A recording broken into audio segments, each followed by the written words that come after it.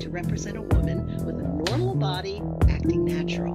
Her Hollywood films included What's New Pussycat? We all know the Tom Jones theme song, with screenwriter Woody Allen and Peter O'Toole. So, in one scene, O'Toole comes home, finds Romy showering, steps in with her fully clothed, and they start kissing. She says, "Should I get dressed, or are we going to do the European movie thing?" Now, young people today might not understand why that's hilarious, but European movie thing is forthright shorthand for mutually eager sex during the day with the lights on, something that American movies were not known for.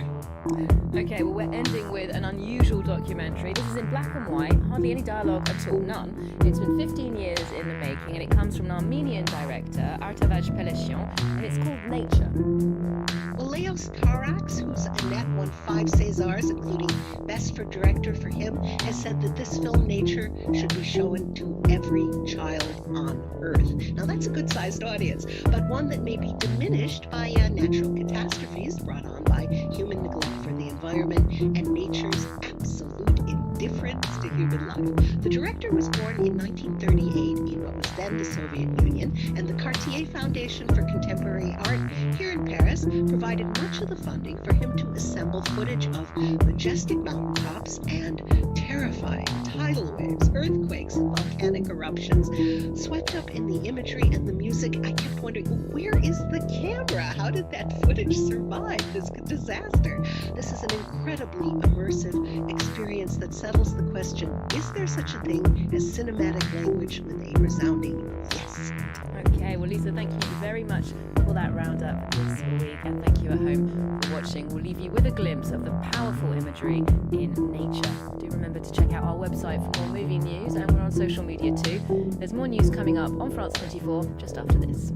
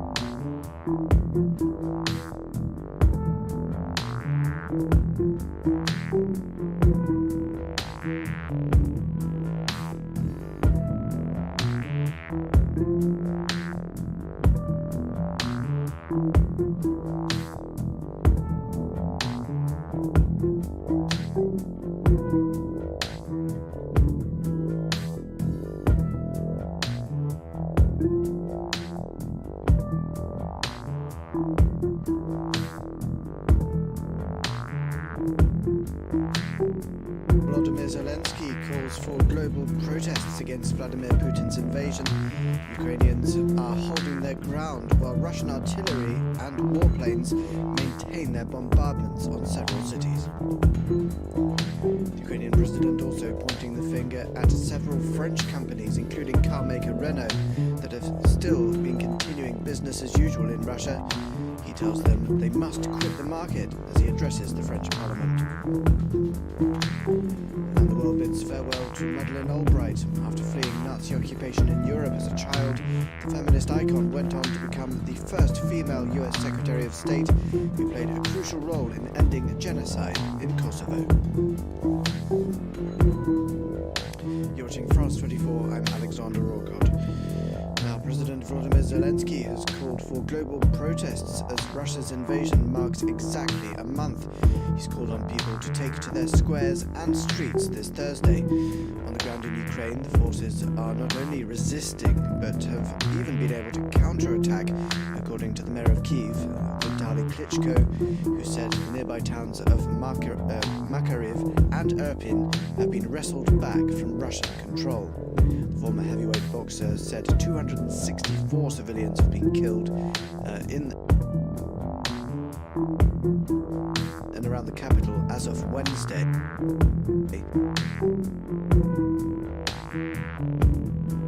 Helping one high-risk evacuation is synonymous with saviour for the inhabitants still stuck on the front lines. Back in France, of Ukrainian origin, he left Corsica, where he was practicing at the beginning of the war. He is always paired with Sergei, the driver. They go to look for civilians trapped in the city of Irpin, on the outskirts of the capital. The fighting has spread to the whole town. We need to be picked up. Don't worry, it's us. We'll take care of you just a second. We'll be right there.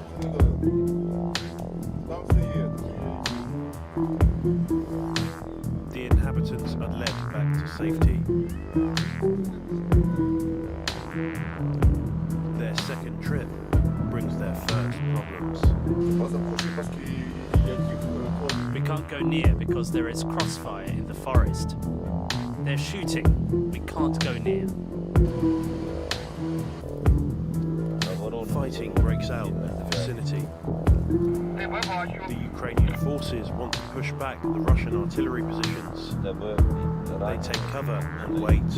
In 15-20 minutes, normally it passes. It calms down, and we can move forward to get the civilians.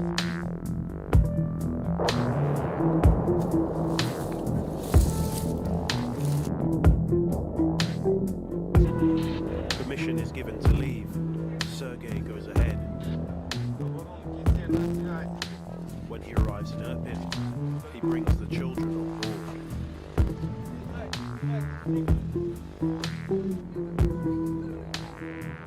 Third call. Some inhabitants are waiting for the ambulance. Suddenly, Russian troops send a mortar to the evacuation point. The first one throws Taras off balance. The civilians are in front of him. He wants them to come on board. A second mortar hits. Then a third.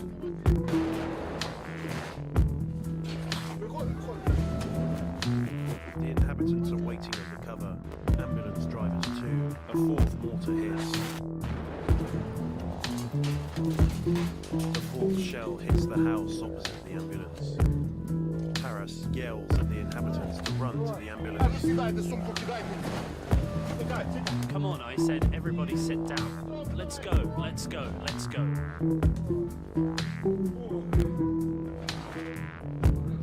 Enough, you. It's okay. Put your back down.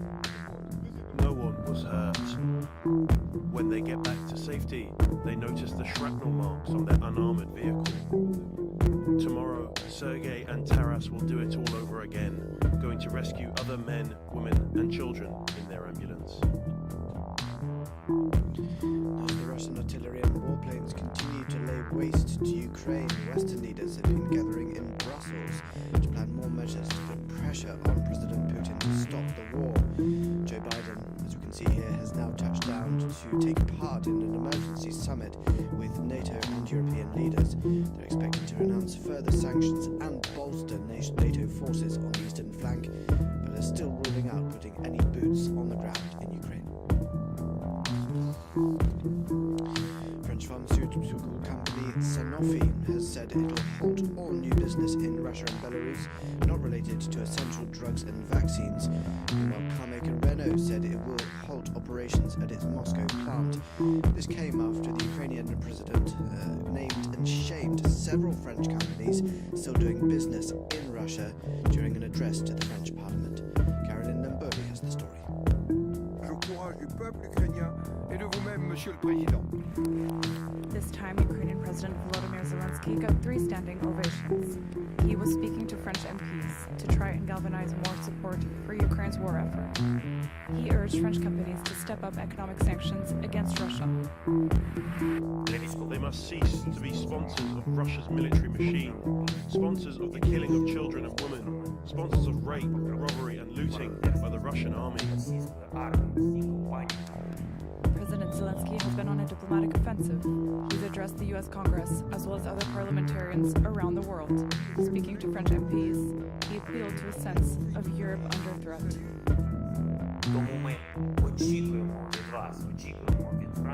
We are waiting on France for your leadership to ensure that Russia seeks peace, put an end to this war against freedom, equality, fraternity, and against everything that has united Europe. While some MPs were critical, several said it was necessary to consider hiking up sanctions.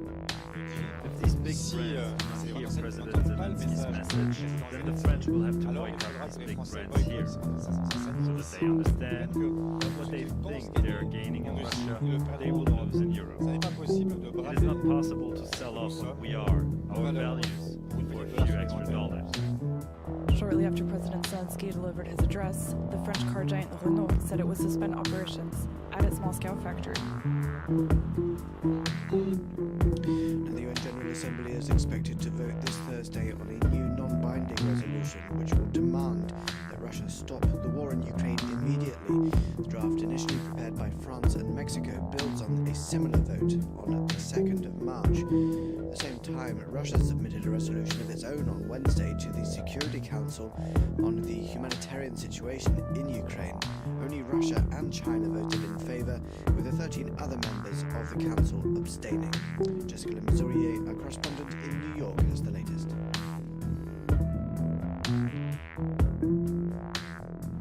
Russia is the aggressor and it cannot try to pass a resolution that doesn't mention its culpability. That was the main point made by the US Ambassador to the United Nations, Linda Thomas-Greenfield, and it was echoed by most of the other Council members this Wednesday. The draft resolution on humanitarian access in Ukraine put forward by Russia got just 2 yes votes, one from Russia itself and the other from China, and all the other 13 member states abstained. Well, the draft needed at least 9 yes votes and no vetoes in order to pass. France's ambassador to the United Nations, Nicolas de Rivière, said that if Russia is so concerned about the civilian population, they only need to do one thing: stop bombing and pull out troops.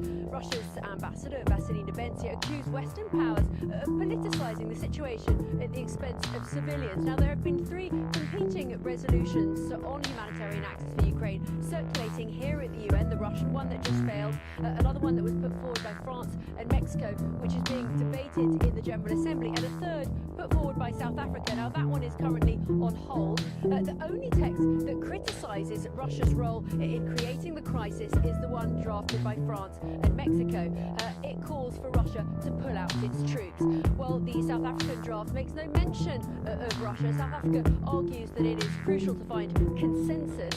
China has still not condemned Russia's invasion. It continues on with the same argument that sovereignty and the UN Charter must be respected, but that the country's security concerns should also be considered. Moving on to other world news now, and one of the most influential women of her generation, Madeleine Albright, the first female US Secretary of State, has died at the age of 84. After being born in war-torn Czechoslovakia, as it was then known, she would go on to be revered around the world, nowhere more so than in Kosovo, where she harkened back to her childhood as a refugee and helped push the Clinton administration into action to stop the genocide. For more details, here's Vedika Bahel. It's a great loss for US diplomacy. Madeleine Albright, the 64th US Secretary of State and the first woman to hold that position, has died aged 84 from cancer, her family announced Wednesday. She left an indelible mark on the world and on the United Nations. Our country and our United Nations her stronger for her service. Albright came to the US as a refugee in 1948 from Czechoslovakia, and after entering politics was personally chosen by President Clinton as the US's top diplomat to the United Nations, making her at the time the highest-ranking woman in the history of US government. 3 years later, she was appointed as the country's first female Secretary of State. Known for her tough-talking nature, she was a loud voice pushing for military intervention to end ethnic cleansing in Kosovo and actively promoting NATO expansion. Albright is also recognised for her influence on US foreign policy in the Balkan War, pressing for stronger action from NATO when Bosnian Serb forces led an offensive to Sarajevo that forced an end to the war, and has expressed her regret for not intervening in the Rwandan genocide. Albright remained outspoken throughout her later years, unafraid to criticise world leaders for their decisions, making her a feminist icon to many and the speaker of a now infamous quote. We can tell our story about how we climbed the ladder, and a lot of you younger women don't think you have to. It's been done. It's not done. Just remember, there's a special place in hell for women who don't help each other. Albright was lauded with the country's highest civilian honour, the Medal of Freedom, in 2012, and was also remembered for her use of brooches to send tart political messages in what she explained was a diplomatic tool. That's where we have to end this edition. Do stay tuned to France 24.